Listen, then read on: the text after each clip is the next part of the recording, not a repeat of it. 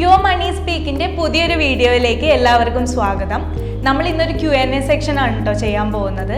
അപ്പോൾ കുറച്ച് ക്വസ്റ്റ്യൻസ് വന്നിട്ടുണ്ട്. കുറച്ച് ഇമ്പോർട്ടൻ്റ് ആയിട്ടുള്ള ക്വസ്റ്റ്യൻസ് ആണ് ഞാനിവിടെ നോട്ട് ചെയ്തിട്ടുള്ളത്. ഒരുപാട് ക്വസ്റ്റ്യൻസ് ഉണ്ടായിരുന്നു. അതിൽ കോമൺ ആയിട്ട് ഇമ്പോർട്ടൻ്റ് ആയി തോന്നിയ ഒരു 4 ക്വസ്റ്റ്യൻസ് ആണ് ഞാനിവിടെ എഴുതി വെച്ചിട്ടുള്ളത്.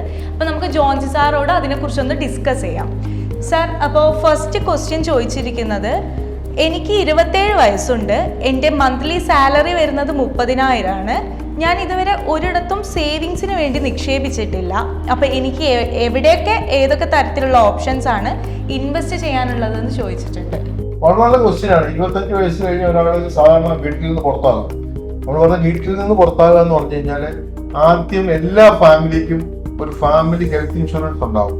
ആ ഫാമിലി ഹെൽത്ത് ഇൻഷുറൻസ് ഉള്ള വ്യക്തി 25ാമത്തെ വയസ്സിൽ ഇവിടെ വെളിയിൽ വരും. അപ്പൊ അത് ഇൻഡിപെൻഡന്റ് ആയെന്നാണ് എന്റെ അർത്ഥം. 25 വയസ്സ് കഴിഞ്ഞ് ഈ ഗ്രൂപ്പിനകത്തുണ്ടാവുക. 25 വയസ്സ്, 26 വയസ്സ്, 27 വയസ്സിൽ ജോലി കിട്ടി. 27 വയസ്സിൽ ജോലി കിട്ടിയ ഇദ്ദേഹത്തിന്റെ ശമ്പളം എന്ന് പറയുന്നത് 30,000 രൂപയാണ്. 30,000 രൂപയുടെ 30% നിർബന്ധമായിട്ടും സേവ് ചെയ്തിരിക്കണം.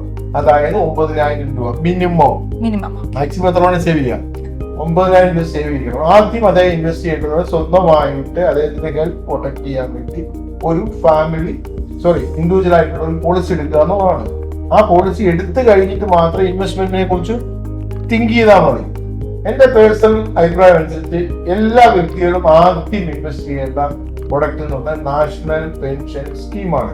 ഈ നാഷണൽ പെൻഷൻ സ്കീം എന്ന് പറയുന്ന പ്രൊഡക്റ്റ് ഒരു ഏജന്റുമാരോ ഒരു ഡിസ്ട്രിബ്യൂട്ടറോ കൊടുക്കുന്ന സ്കീമുകളല്ല. കാരണം ഇത് ഗവൺമെന്റ് ഓഫ് ഇന്ത്യയുടെ ഒരു പെൻഷൻ സ്കീമാണ്. ഫോർ എക്സാമ്പിൾ ആയിട്ട് ഞാൻ പറയാം, നമ്മുടെ കേരള ഗവൺമെന്റിലും സെൻട്രൽ ഗവൺമെന്റിലും എല്ലാ വ്യക്തികൾക്കും 2 രീതിയിലുള്ള പെൻഷൻ ഉണ്ടായിരുന്നു. ഒന്ന് സ്റ്റാറ്റ്യൂട്ടറി പെൻഷൻ, ഒന്ന് കോൺട്രിബ്യൂട്ടറി പെൻഷൻ. ഈ സ്റ്റാറ്റ്യൂട്ടറി പെൻഷൻ ഇപ്പൊ ഇല്ല.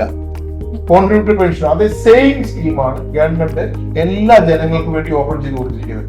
അപ്പൊ ആദ്യം നമ്മൾ ചേരേണ്ട പ്രൊഡക്റ്റ് എന്ന് പറഞ്ഞാൽ നാഷണൽ പെൻഷൻ സ്കീമാണ്. ഈ സ്കീം എവിടെ ചേരാമെന്ന് ചോദിച്ചാൽ എല്ലാ പ്രൈവറ്റ് പബ്ലിക് സെക്ടർ ബാങ്കുകളിലും നമുക്ക് ചേരാവുന്നതാണ്. അത് കഴിഞ്ഞ് അടുത്ത പ്രൊഡക്റ്റ് മ്യൂച്വൽ ഫണ്ട്സ് ഉണ്ട്, RP ഉണ്ട്, ഫിക്സഡ് ഡിപ്പോസിറ്റ് ഉണ്ട്. ഇങ്ങനെ ഇഷ്ടംപോലെ പ്രൊഡക്റ്റുകളുണ്ട്. അതിന് എളുപ്പമുള്ള മാർഗം എന്ന് പറഞ്ഞാൽ നിങ്ങൾ ഇതിനെക്കുറിച്ച് കൂടുതൽ ഡീറ്റെയിൽസ് അറിയണമെന്നുണ്ടെങ്കിൽ നമ്മളെ വീഡിയോസ് വാച്ച് ചെയ്യുക. ഏതെങ്കിലുമൊക്കെ mutual fund distributor, financial adviser, financial consultant ഇവരോടൊക്കെ ഡിസ്കസ് ചെയ്യുമ്പോൾ അവർ കൂടുതലായിട്ട് നിങ്ങൾക്ക് പറഞ്ഞു തരും. പക്ഷേ എന്റെ പേഴ്സണൽ ഒപ്പീനിയൻ അനുസരിച്ച് ആദ്യം ചെയ്യേണ്ടത് ഒരു പോളിസി എന്ന് പറയുന്നത് ഹെൽത്ത് ഇൻഷുറൻസ് പോളിസി എടുക്കുക. രണ്ടാമത് നാഷണൽ പെൻഷൻ സ്കീമിൽ ചേരുക. ഇത് രണ്ടും ചേർന്ന് കഴിഞ്ഞിട്ട് പിന്നെ വേറെ ഇൻവെസ്റ്റ്മെന്റിനെ ചിന്തിക്കുകയാണ്. മ്യൂച്വൽ ഫണ്ട്സ് ഉണ്ട്, ഷെയർ ട്രേഡിംഗ് ചെയ്യാം, ഫിക്സഡ് ഡിപ്പോസിറ്റ് ഉണ്ട്, RP ഉണ്ട്. ഇഷ്ടംപോലെ പ്രൊഡക്റ്റുകൾ ഏകദേശം 40-50 പ്രൊഡക്റ്റുകൾ അവൈലബിൾ ആണ്. പക്ഷെ ആദ്യം ഇത് രണ്ടും സെറ്റ് ചെയ്യാം. ഇമ്പോർട്ടന്റ് ആയിട്ട് മനസ്സിലാക്കിയിരിക്കുന്ന കാര്യം, നമുക്ക് ലഭിക്കുന്ന പണത്തിന്റെ 30% എങ്കിലും നമ്മൾ സേവ് ചെയ്തിരിക്കണം. എന്നെങ്കിൽ മാത്രമേ നിങ്ങൾക്ക് ഫ്യൂച്ചർ ഉണ്ടാവും. അതുകൊണ്ട് കൂടുതൽ വിവരങ്ങൾ അറിയണമെന്നത് ഏറ്റവും ബെറ്റർ. നമുക്ക് ഈ വീഡിയോയിൽ പറയാൻ പറ്റില്ല. നമ്മുടെ താഴെ കാണുന്ന ലിങ്കിൽ പ്രസ് ചെയ്യുക, ഡീറ്റെയിൽ എഴുതുക, നമ്മൾ നേരിട്ട് നിങ്ങളുമായിട്ട് സംസാരിക്കുക. Thank you.